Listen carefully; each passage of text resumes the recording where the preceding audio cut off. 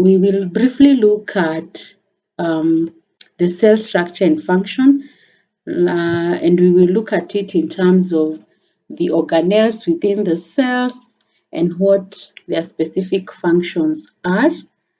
And an organelle is a tiny cellular structure that performs a specific function within the cell.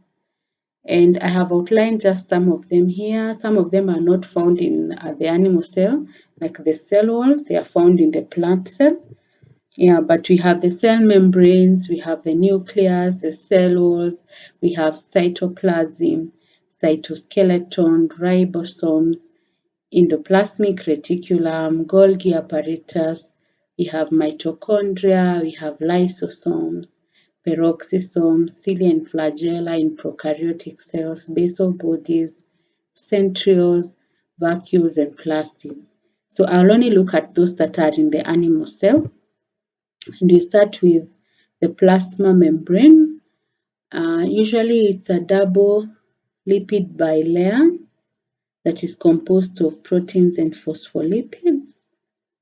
Yes, and this membrane is important because of regulating exchange of materials in and out of the cell, such as nutrients, wastes, as well as other signaling molecules between now the cell and its surrounding. And usually this is found in both plants and animals.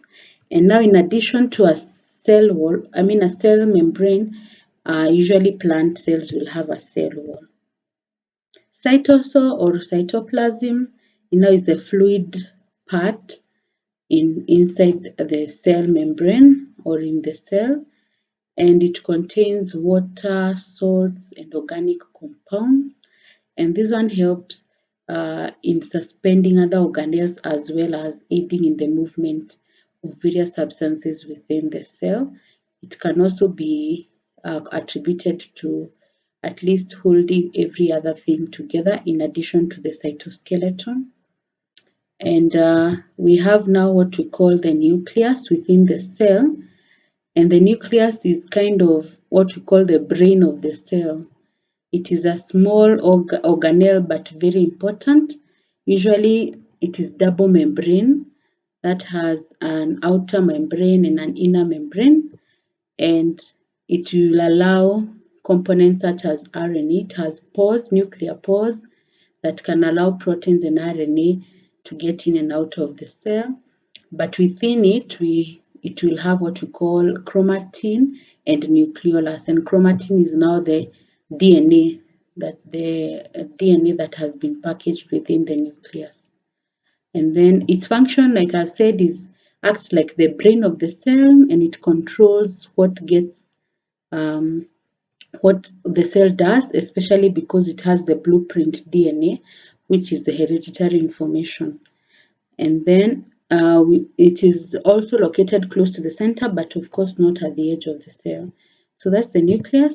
And within the nucleus, we have talked about chromosomes or chromatin.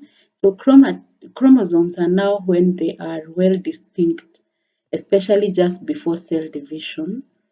And this is now highly packed DNA that contains the instructions that will result into the phenotypic traits as well as the characteristics.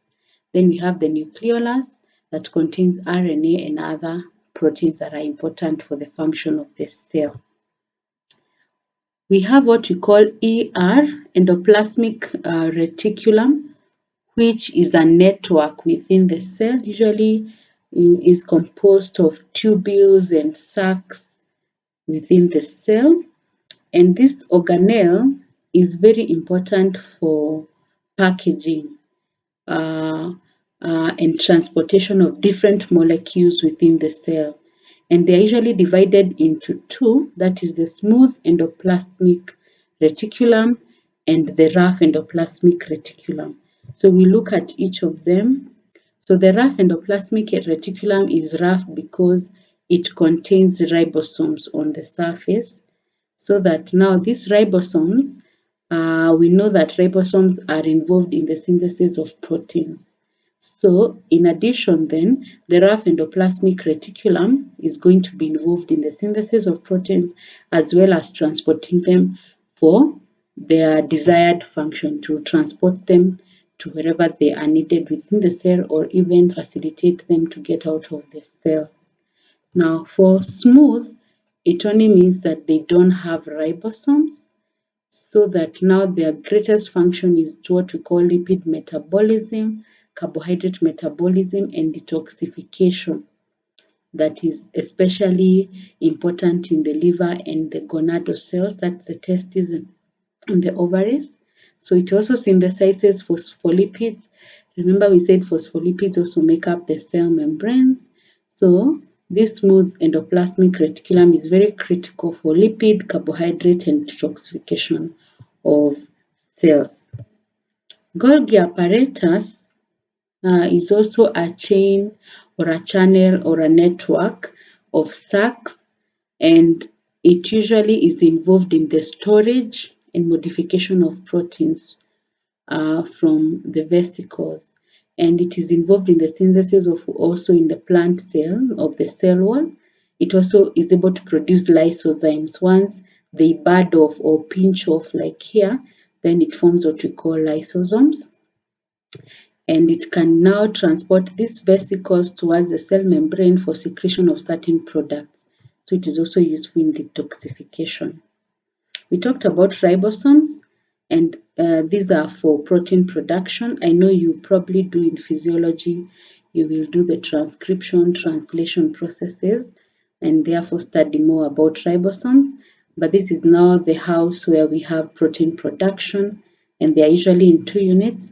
And we said that they can be found on the endoplasmic reticulum, resulting into the rough endoplasmic reticulum.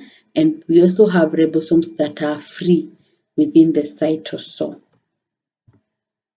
Mitochondrion, this is a very common organ, and it is the powerhouse of the cell, and usually has a double membrane, and it is special because it contains its own DNA, and very numerous so that especially in the muscles, so that it can give ATP and energy for the functioning of muscle cells.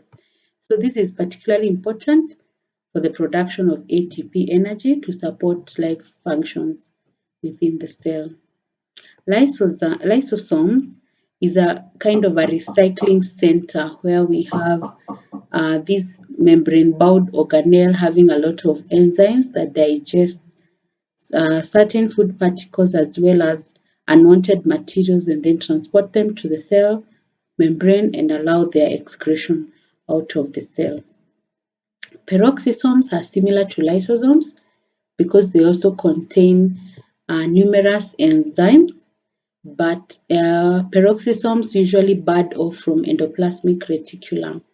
Remember, we said ER has a lot of network of tubules as well as the Golgi apparatus. So the endoplasmic reticulum, once it buds off, results into peroxisomes. And remember, we said they're also useful in detoxification. And now lysosomes will bud off from the Golgi apparatus.